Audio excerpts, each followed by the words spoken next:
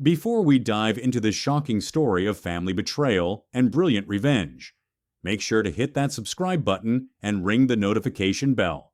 You won't want to miss stories like this one. And if you enjoy this tale of justice served cold, give it a thumbs up and let me know in the comments what you would have done in Frank's situation. Now, let's get into this incredible story. The morning sun cast long shadows across Frank Morrison's mahogany desk as he stared at the settlement check that would change everything. 72 years old, with silver hair that had earned him respect in countless boardrooms, Frank had spent the last 3 years fighting a brutal legal battle against his former business partner who had tried to steal his life's work. The number on the check made him blink twice: $47.2 million. After 45 years of building his logistics empire from a single delivery truck to a nationwide operation, Frank had thought his retirement would be peaceful. Instead, he'd found himself in courtrooms, defending patents and contracts that should have been ironclad. But now, holding this check, he felt something he hadn't experienced in years: the power to make dreams come true. His daughter Sarah had always been the light of his life. Even after her mother's death 10 years ago, Sarah had remained close, calling every Sunday, visiting for holidays, bringing her fiancé Marcus around for family dinners. When she'd called last month, voice trembling with excitement about her engagement, Frank had felt his heart swell with pride.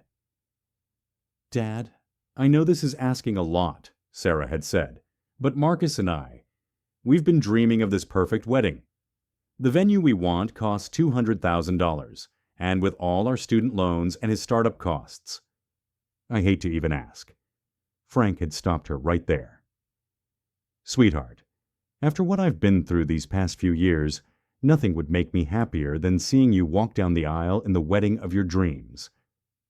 Consider it done." The joy in her voice, the way she'd cried happy tears when she hugged him, it had made every penny of legal fees worth it. Now, 3 weeks before the wedding, Frank was ready to make the transfer.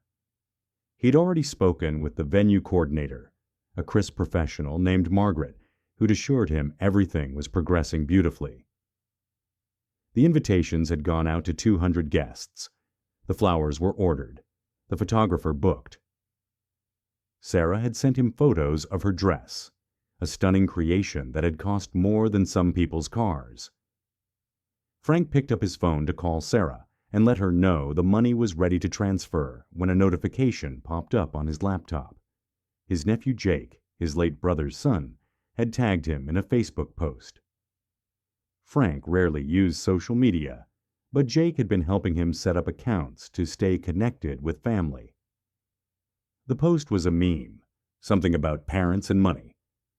Frank was about to scroll past when he saw the comments. His blood ran cold as he read Sarah's response. "OMG. Yes. Dad is such a walking ATM right now. Can't believe he actually fell for the whole dream wedding thing. Marcus and I are dying." Frank's hands trembled as he clicked on Sarah's profile. What he found there shattered something deep in his chest. Post after post, going back months, showing Sarah and Marcus at expensive restaurants, designer shopping trips, luxury vacations, all while supposedly saving for their wedding. But it was the private group that made his vision blur with rage.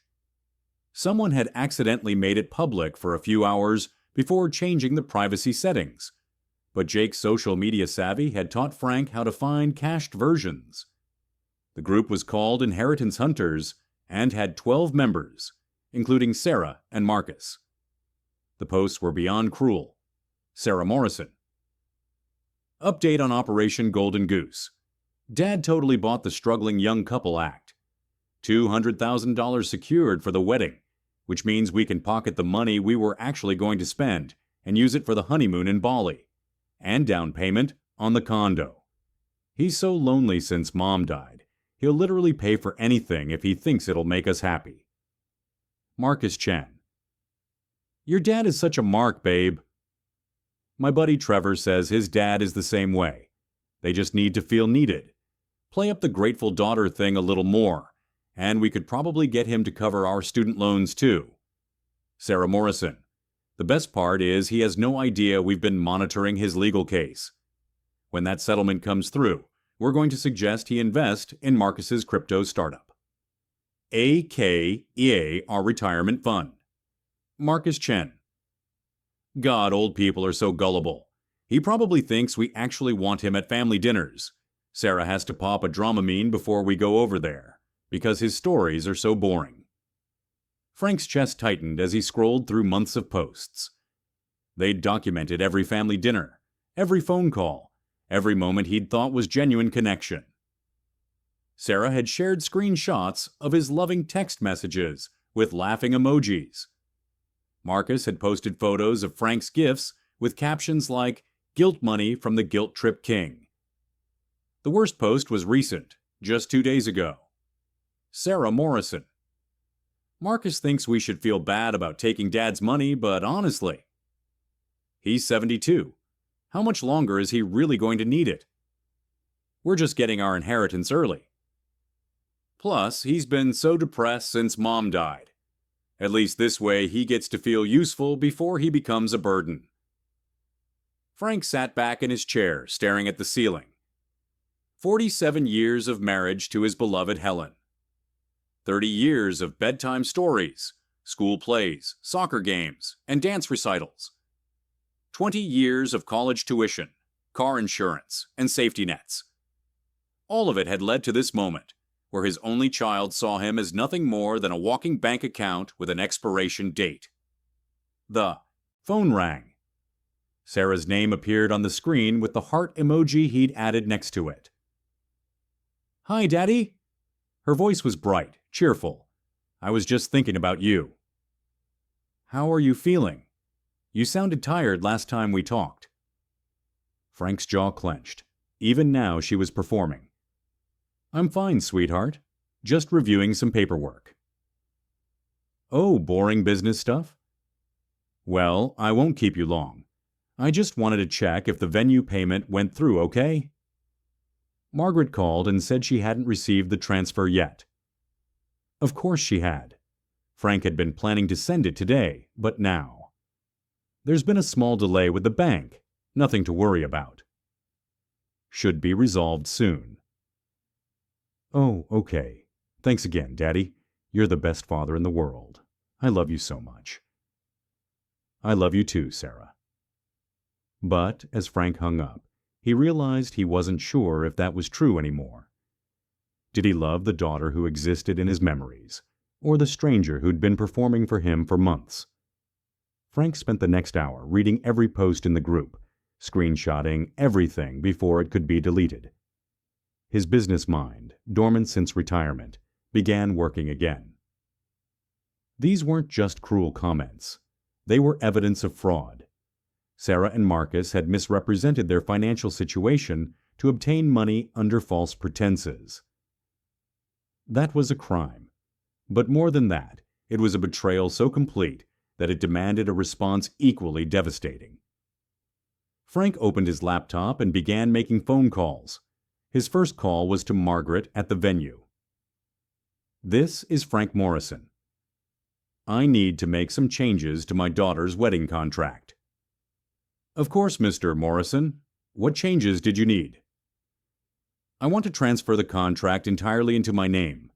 Make me the primary party responsible for all decisions."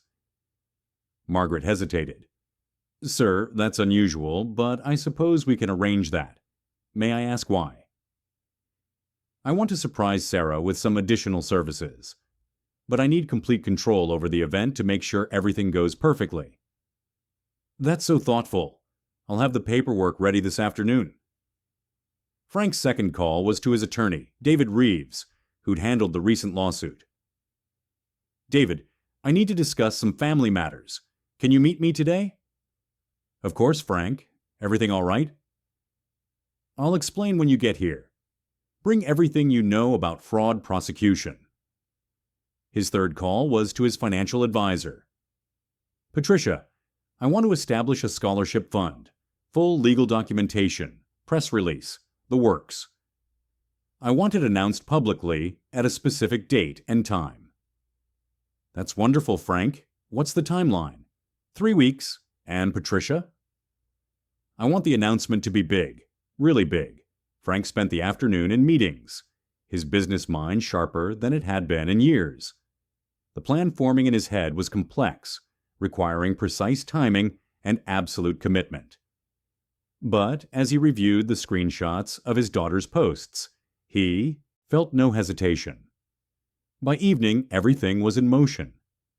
The next morning, Frank called Sarah. "Sweetheart, I have an idea." "What if we made your wedding even more special?" "What do you mean, Daddy?" "Well, I was thinking about your mother, about how much she loved bringing people together. What if we invited some additional guests, some of my business associates, maybe some press? We could make it a real celebration." Frank could practically hear Sarah's eyes lighting up. "Press? Like in the newspapers?" "I was thinking bigger. Maybe some local television coverage? You know, successful businessman celebrates daughter's wedding after major legal victory. Human interest story." "Oh my God, yes, Marcus will die. This could be amazing for his business networking." Frank smiled grimly.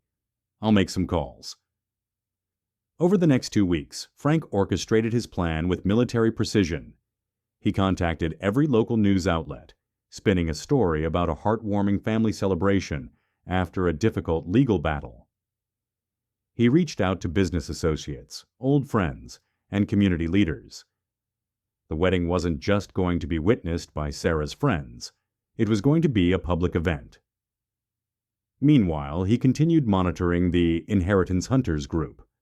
The posts grew more confident, more cruel. Marcus Chen. "Frank is insisting on inviting all these business people to our wedding. Sarah's worried he's getting too involved, but I say let him. More networking opportunities for us, and it shows everyone how much money he's willing to throw around." Sarah Morrison. "Dad called 3 times today about the wedding details. He's acting weird, like super interested in every little thing. Marcus thinks maybe he's finally losing it. Should I be worried about the money?" Marcus Chen. "Nah, old people just get obsessive about stuff. As long as the check's clear, who cares?" Frank's hands shook as he read that last post. Who cares? 47 years of memories, and his daughter's fiancé could sum up Frank's worth in 4 words. 3 days before the wedding, Frank made his final preparations. He transferred $200,000, not to the venue, but to a newly established scholarship fund at the local community college. The fund would provide full tuition for students from low-income families, students who actually needed help, rather than demanding it from family members who loved them. He also compiled a comprehensive folder of evidence, screenshots of every post from the Inheritance Hunters group, financial records showing Sarah and Marcus's actual spending habits, and documentation of their lies about their financial situation. His attorney had confirmed that while criminal prosecution might be difficult, the evidence was certainly enough to support a civil case for fraud if Frank chose to pursue it. But Frank had something else in mind. The morning of the wedding dawned clear and beautiful. Frank arrived at the venue early, ostensibly to oversee final preparations. Margaret greeted him warmly. "Mr. Morrison, everything looks perfect. Your daughter is going to be so surprised by all the special touches you've added." "I certainly hope so," Frank said quietly. At 2 p.m., guests began arriving. Frank had done his job well. The venue was packed with local dignitaries, business leaders, and 3 different news crews. Sarah and Marcus's friends mingled with city councilmen and Chamber of Commerce members. The guest list had doubled from the original invitation count. Frank stood at the back of the room, watching Sarah greet guests in her beautiful wedding dress. She looked radiant, glowing with happiness and excitement. For a moment his resolve wavered. This was still his daughter, still the little girl who'd fallen asleep in his arms during bedtime stories. But then he overheard her conversation with Marcus near the gift table. "Can you believe how many important people Dad got to come? This is better than we could have hoped for." "I know, right? I've already handed out like 30 business cards. Your dad might be boring, but he has great connections." Sarah laughed. "Just think, in a few hours we'll be married and officially part of his inner circle. No more pretending to care about his war stories or his gross health updates." God, when he showed me those photos of his surgery scar last month, I thought I was going to throw up. But hey, he got us that extra $5,000 for the honeymoon upgrade. Frank closed his eyes, feeling the last of his paternal love crystallize into something harder and colder. At 3:30, 30 minutes before the ceremony was scheduled to begin, Frank walked to the front of the room and asked for everyone's attention. "Ladies and gentlemen, thank you all for being here today. Before we begin the ceremony, I have a special announcement to make." Sarah beamed at him from the bride's room doorway, thinking this was part of his surprise. Frank opened the folder he'd been carrying. "As many of you know, I recently won a significant legal settlement after a 3-year battle with a former business partner. That victory taught me valuable lessons about trust, family, and the importance of seeing people for who they really are." Murmurs of agreement rippled through the crowd. "Today, I want to share what I've learned about the true nature of relationships and the difference between genuine love and calculated performance." Frank activated the projector screen that had been set up for the wedding slideshow. Instead of romantic photos of the couple, the first image was a screenshot of the Inheritance Hunters Facebook group. The room fell silent. "I'd like everyone to meet the real Sarah Morrison and Marcus Chen," Frank said, his voice carrying clearly through the microphone. "My daughter and her fiancé, who have spent the past 8 months documenting their manipulation of me for financial gain." Sarah's face went white. Marcus started moving toward the front of the room, but Frank's security detail, hired as part of the special arrangements, subtly blocked his path. Frank began reading from the posts, his voice steady and clear. "Dad is such a walking ATM right now. Can't believe he actually fell for the whole dream wedding thing. That's my daughter, posted 6 weeks ago." The crowd stirred uneasily. News cameras, which had been there to capture a heartwarming family moment, pivoted to document what was becoming a public reckoning. "Old people are so gullible. He probably thinks we actually want him at family dinners. Sarah has to pop a Dramamine before we go over there because his stories are so boring." That's Marcus, the young man who's been eating at my table every Sunday for 2 years. Frank clicked to the next slide. "He's 72. How much longer is he really going to need it? We're just getting our inheritance early. Plus, he's been so depressed since Mom died. At least this way he gets to feel useful before he becomes a burden." The silence in the room was absolute. Frank could see Sarah crying, could see Marcus's face cycling through rage, panic, and calculation. Several guests were recording with their phones. "The $200,000 I promised for this wedding has instead been donated to establish the Helen Morrison Memorial Scholarship Fund at Riverside Community College. It will provide full tuition assistance to students who actually need help, rather than those who see education as just another way to extract money from people who love them." Frank clicked to a slide showing the scholarship fund documentation, complete with the community college president's signature and press release. "I want everyone here to understand something important. This isn't about the money. I can afford to lose $200,000. This is about the deliberate, calculated destruction of trust between a parent and child. This is about 2 young people who spent months creating detailed plans to exploit an elderly man's loneliness and love." Sarah tried to speak, but her voice came out as a croak. "Daddy, please." "I'm not your daddy anymore," Frank said quietly. "I'm not your walking ATM, your guilt trip king, or your burden. I am a man who wasted 30 years of love on someone who saw me as nothing more than a resource to be harvested." Frank turned to address the room directly. "I want everyone here to witness this moment because it represents something important about integrity, about the difference between earning support and demanding it, between genuine relationships and performed affection." He clicked to the final slide, which showed a revised will document. "Sarah Morrison and Marcus Chen are hereby and permanently removed from any inheritance considerations. My estate will be divided among charitable organizations focused on elder care and education. Causes that actually value the contributions of older adults, rather than viewing them as inconvenient obstacles to wealth transfer." The room erupted. Sarah collapsed into a chair, sobbing. Marcus was shouting something about legal action, but his words were lost in the chaos. News cameras captured everything: the bride in her ruined dress, the groom's furious protests, the guests' shocked reactions. Frank walked calmly to the microphone stand. "The venue has been paid for through today, and refreshments will still be served.